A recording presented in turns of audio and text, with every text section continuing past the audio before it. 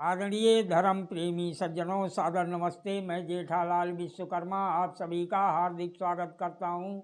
महाभारत सभा पर्व अध्याय 6 महर्षि वैशंपायन जी महाभारत की कथा सुनाते हुए आगे कहते हैं। हे राजन जन्मेजय जी, अर्जुन श्रेष्ठ धनुष, दो बड़े और अक्षय तर्कस, दिव्य रथ, ध्वज और सभा भवन पहले ही प्राप्त कर चुके थे। अब वह युधिष्ठिर जी से बोले, हे राजन, मुझे धनुष, अस्त्र, बाण, पराक्रम, श्रीकीर्ण जैसे सहायक, भूमि, यश और बल ये सभी दुर्लभ और मनोवांछित वस्तुएं प्राप्त हो चुकी हैं। हे नरेंद्र, अब मैं अपने कोष को बढ़ाना ही आवश्यक कार्य समझता हूँ। मेरी इच्छा है कि सभी राजाओं को जीतकर उनसे कर प्राप्त करूँ। महर्षि वैशंपायन जी कहते हैं, हे राजन जन्मेजय जी, अर्जुन का कथन सुनकर धर्मराज युधिष्ठिर स्नेह सिक्त गंभीर वाणी में उनसे इस प्रकार बोले, हे भरत कुलभूषण, पूजनीय ब्राह्मणों से स्वास्थ्य वाचन कराकर यात्रा करो। हे पार्थ, तुम्हारी विजय सुनिश्चित है। तुम मनोवांछित कामनाओं को पूर्ण करोगे। उनका आदेश पाकर कुंती पुत्र अर्जुन विशाल सेना के साथ अग्निदेव द्वारा प्रदत्त अद्भुत कर्मा दिव्य रथ द्वारा वहां से चले। इसी प्रकार भीमसेन तथा नरश्रेष्ठ नकुल और सहदेव सब भाइयों ने भी धर्मराज से सम्मानित हो सेनाओं के साथ दिग्विजय के लिए प्रयाण किया। हे राजन, इंद्रपुत्र अर्जुन ने कुबेर की प्रिय उत्तर दिशा पर विजय प्राप्त की। भीमसेन ने पूर्व दिशा को, सहदेव ने दक्षिण और अस्त्रवेत्या नकुल ने पश्चिम दिशा को जीत लिया। केवल धर्मराज युधिष्ठिर ही सुहृदों से घिरे हुए अपनी उत्तम राजलक्ष्मी के साथ खांडव प्रस्थ में रह गए थे। धर्मराज युधिष्ठिर प्रजा की रक्षा, सत्य का पालन और शत्रुओं का संहार करते थे। उनके इन कार्यों से निश्चिंत और उत्साहित होकर समस्त प्रजा वर्ग अपने अपने वर्ण यथोचित कर्मों के पालन में तत्पर रहते थे। न्याय पूर्वक कर लेने और धर्म पूर्वक शासन करने से उनके राज में मेघ इच्छा अनुसार वर्षा करते थे। इस प्रकार युधिष्ठिर का संपूर्ण जनपद धन धान से संपन्न हो गया था। गो रक्षा, खेती और व्यापार आदि सभी कार्य अच्छी प्रकार होने लगे थे। विशेषता राजा की सुव्यवस्था से ही ये सब कुछ उत्तम रूप से संपन्न होता था। धर्मराज युधिष्ठिर के राज में अनावृष्टि, अतिवृष्टि, व्याधि, रोग तथा आग लगने आदि उपद्रवों का नाम तक नहीं था। राजा लोग उनके यहाँ स्वाभाविक भेंट देने अथवा उनका कोई प्रिय कार्य करने के लिए ही आते थे। युद्ध आदि किसी अन्य कार्य से नहीं, धर्म पूर्वक प्राप्त होने वाले धन की आय से उनका महान धन भंडार इतना बढ़ गया था कि सैकड़ों वर्ष खुले हाथ लुटाने पर भी उसे समाप्त नहीं किया जा सकता था। अपने अन्न वस्त्र के भंडार तथा कोष का परिमाण जानकर कुंती पुत्र युधिष्ठिर ने यज्ञ करने का निश्चय किया।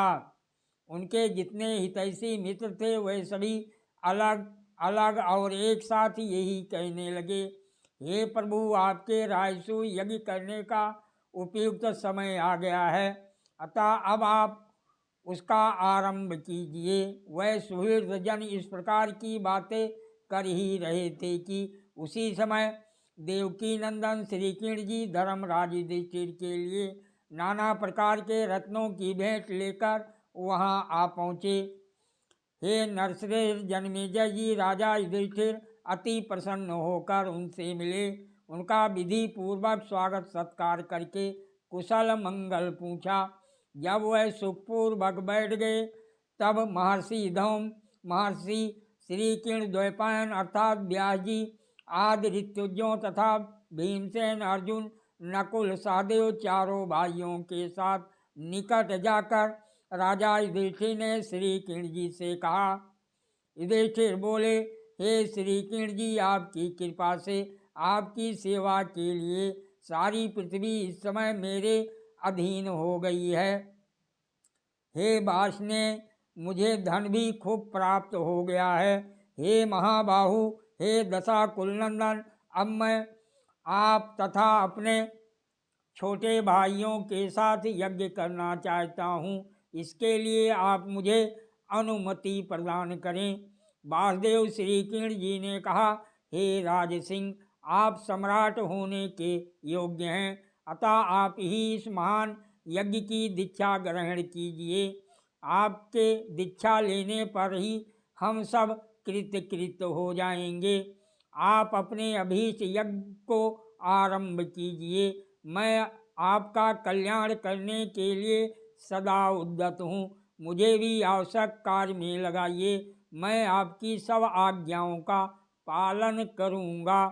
महर्षि वैशंपायन जी कहते हैं, हे राजन जन्मेजय जी, वासुदेव श्री कृष्ण जी की आज्ञा पाकर भाइयों सहित पांडुनंदन युधिष्ठिर ने राजसूय यज्ञ करने के लिए साधन जुटाना आरंभ किया।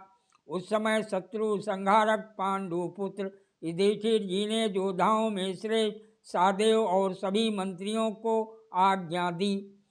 इस यज्ञ के लिए ब्राह्मणों द्वारा निर्दिष्ट यज्ञ के अंगभूत सामान, आवश्यक उपकरण, सब प्रकार की मांगलिक वस्तुएं तथा धौम्य जी की बताई हुई यज्ञोपयोगी सामग्री, इन सभी वस्तुओं को क्रमशः जैसे मिले वैसे शीघ्र ही अपने सेवक जाकर ले आए।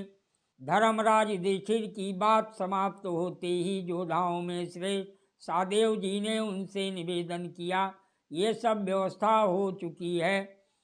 हे राजन, महर्षि द्वैपायन व्यास बहुत से ऋतुजों को ले आए और सत्यवती नंदन व्यास जी ने उस यज्ञ में ब्रह्मा का आसन स्वयं संभाला।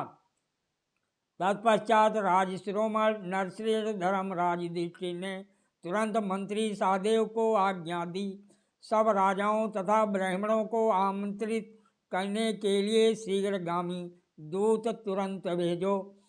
राजा की आज्ञा पाते ही सहदेव ने दूतों को भेजा और कहा, तुम लोग सभी राज्यों में घूम घूम कर वहाँ के राजाओं, ब्राह्मणों, वैश्यों तथा सब माननीय शूद्रों को निमंत्रित करो और उन्हें बुलाकर ले आओ।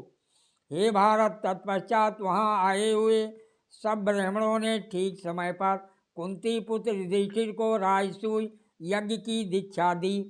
यज्ञ की दीक्षा लेकर धर्मराज युधिष्ठिर बहुत से ब्राह्मणों से घिरे हुए यज्ञ मंडप में गए। तब पुरुषोत्तम राजा युधिष्ठिर जी ने भीष्म, द्रोणाचार्य, धृतराष्ट्र, विदुर, कृपाचार्य तथा दुर्योधन आदि सब भाइयों तथा अपने में अनुराग रखने वाले अन्य जो लोग वहाँ रहते थे उन सबको बुलाने के लिए पांडुपुत्र नकुल को हस्तिनापुर भेजा। जो दिग्विजयी पांडुपुत्र नकुल ने हस्तिनापुर में जाकर भीष्म और धृतराष्ट्र को निमंत्रित किया। तदंतर उन्होंने अत्यंत सत्कार पूर्वक आचार्य प्रमुख आदि को भी निमंत्रण दिया।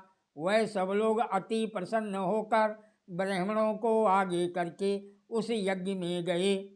हे भारत, धर्मराज युधिष्ठिर और उनकी सभा को देखने के लिए सभी क्षत्रिय वहाँ आए।